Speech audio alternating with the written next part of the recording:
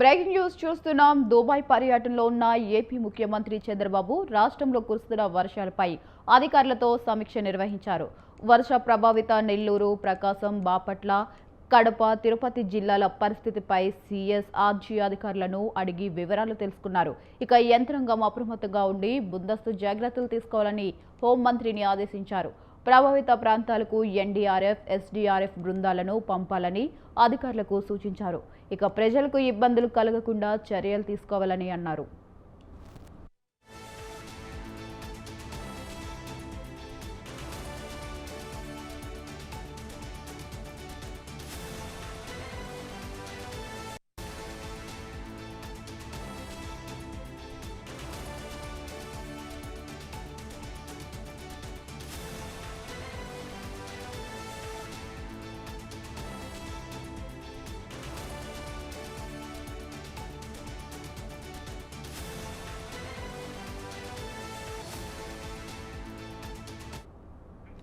ప్రాణ ఆస్తి నష్టం జరగకుండా చర్యలు చేపట్టాలని ముఖ్యమంత్రి అధికారులకు సూచించారు.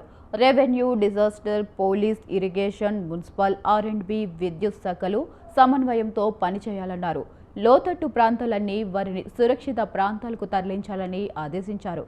కాలువ, చెరువు గట్లకు గండ్లు పడకుండా బలహీనంగా ఉన్న చోట్ల పటిష్టపరచాలని సూచించారు. ఇక అంటువ్యాధులు వ్యాపించకుండా వైద్య శిబిరాలు ఏర్పాటు చేయాలని సీఎం చంద్రబాబు స్పష్టం చేశారు.